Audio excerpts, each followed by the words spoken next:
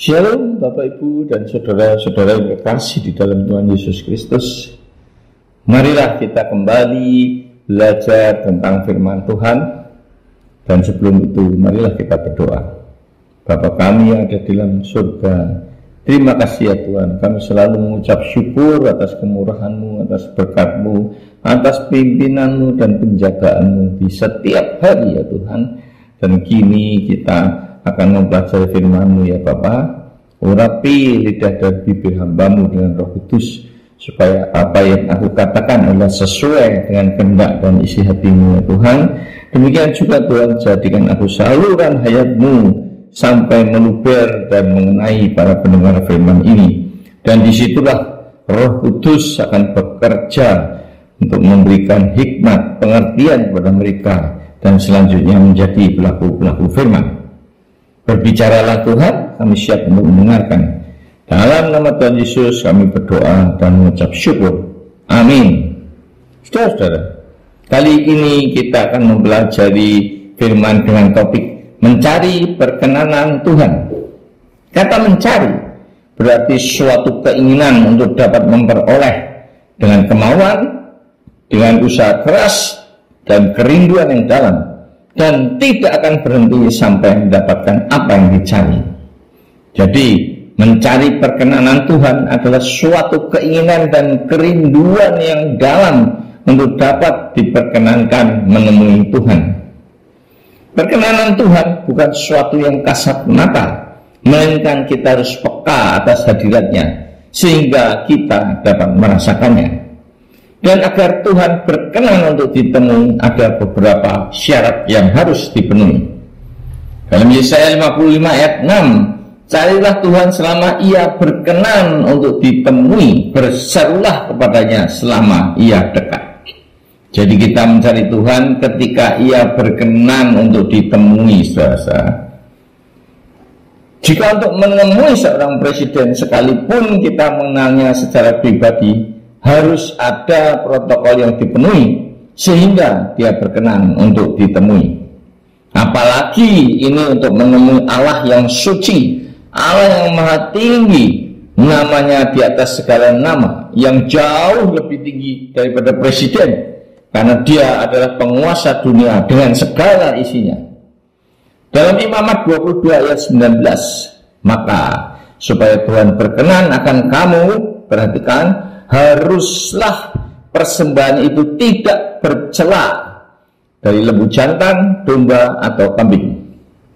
Nah, ternyata untuk menemui Tuhan harus ada yang dipersembahkan, suatu persembahan yang tanpa cacat celah.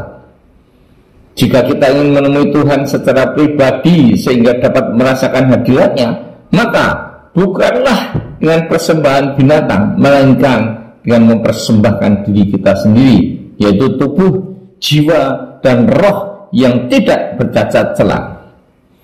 Tubuh harus dipersembahkan sebagai persembahan yang hidup, yang kudus, dan berkenan kepada Allah dalam Roma 12 ayat 1. Jadi janganlah tubuh ini dicemarkan dengan perzinahan dan kenajisan. Berapa banyak orang Kristen yang masih hidup dalam dosa perzinahan dan perselingkuhan, sekalipun mereka sudah dibaptis, bahkan menjadi aktivis gereja, apalagi para gembala yang dapat berkhotbah tentang perzinahan.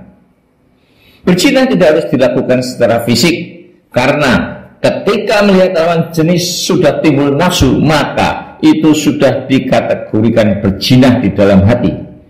Melihat pornografi, memori perzinahan di masa yang lalu adalah korban bercacat celah yang tidak mudah dihapus dari jiwa kita dan tidak berkenan pada Tuhan.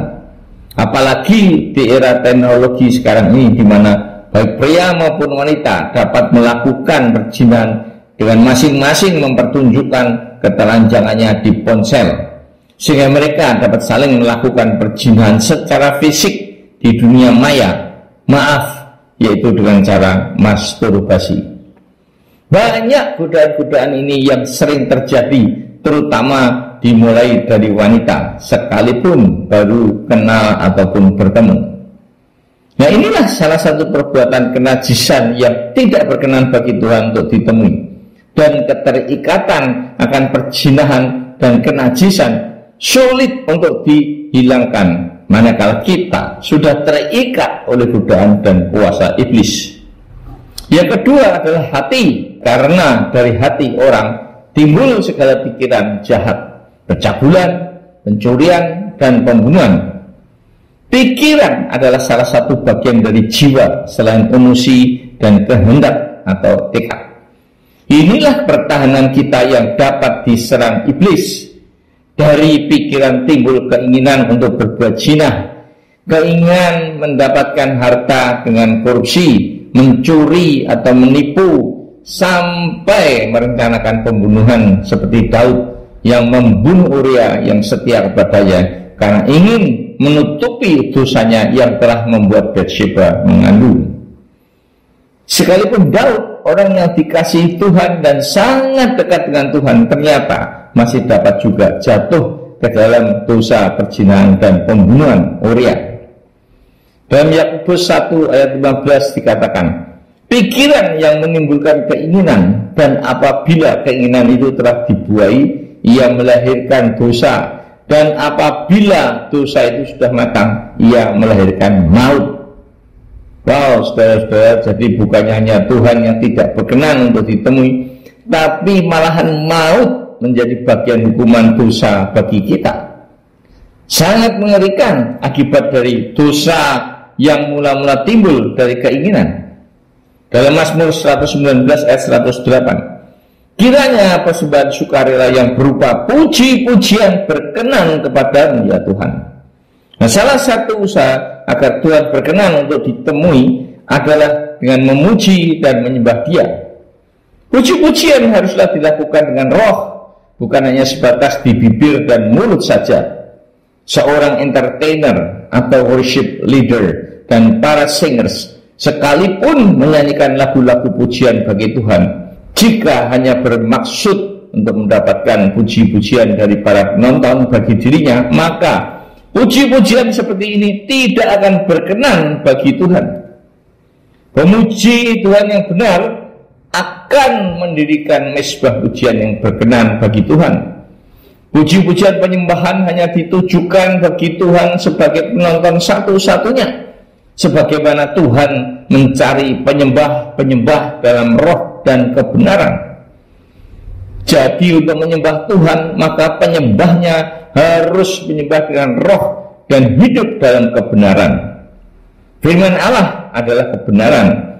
Jadi jika tidak hidup menuruti kehendak dan ketetapan-ketetapan Tuhan, maka puji-pujian dan penyembahan yang dinaikkan juga tidak akan berkenan bagi Tuhan. Saudara-saudara, sebenarnya masih ada lagi syarat agar Tuhan berkenan, seperti puasa, mendengarkan suara Tuhan, tapi karena keterbatasan waktu tidak dapat saya ulas di sini. Saudara-saudara, saya dapat merasakan ketidakperkenanan Tuhan untuk ditemui ketika merasa hambar, tidak merasakan kehadirannya, tidak ingin untuk memuji dan menyembah Tuhan, berdoa juga tanpa roh.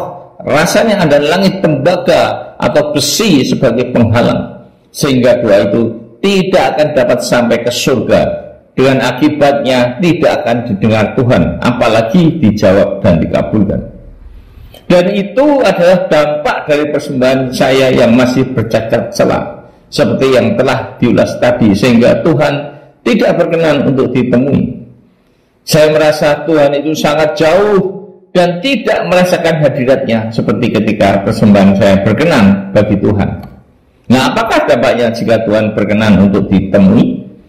Dalam Bilangan 14 ayat 8, jika Tuhan berkenan kepada kita, maka Ia akan membawa kita masuk ke negeri itu dan akan memberikannya kepada kita, suatu negeri yang berlimpah-limpah susu dan madunya. Saudara-saudaraku, Tuhan akan membawa kita masuk ke dalam Yerusalem baru, kerajaan Allah yang kekal, yang penuh dengan damai sejahtera dan sukacita, di mana tidak ada sakit penyakit dan penderitaan. Itu terjadi jika kita bertobat dan hidup dalam kebenaran dan kekudusan, sehingga kita berkenan di hadapannya. Amin. Marilah kita berdoa. Bapa kami yang ada di surga, terima kasih atas firman-Mu yang mengingatkan kami agar hidup kami dapat dipersembahkan sebagai persembahan yang tidak bercacat celah, sehingga Engkau berkenan untuk ditemui. Ampunilah Bapa atas dosa-dosa yang telah kami lakukan selama ini. Aku mau bertobat, karena itu Roh Kudus, pimpinlah dan mampukanlah kami untuk hidup benar dan kudus, sehingga Tuhan berkenan untuk ditemui. Doa-doa yang kami panjatkan dapat merobek langit tembaga sebagai penghalang, sehingga doa kami sampai ke surga dan Engkau akan mendengar serta menjawabnya, ya Tuhan. Kami berdoa bagi mereka yang sakit. Tuhan, berbelas kasihanlah kepada mereka seperti Engkau menyembuhkan orang-orang yang sakit. Kami percaya Tuhan bahwa bilur-bilur-Mu menyembuhkan. Bagi mereka yang sedang menghadapi masalah, tolong kuatkan mereka ya Tuhan, dan berikanlah jalan keluar agar mereka dapat menanggungnya, karena Engkau adalah Allah yang adil dan setia. Tuhan, hamba-Mu berhenti berbicara, namun Roh Kudus tetaplah bekerja untuk memulihkan anak-anak-Mu, baik yang hidupnya belum berkenan bagi Tuhan maupun yang mengalami masalah. Dalam nama Tuhan Yesus kami berdoa dan mengucap syukur. Haleluya. Amin.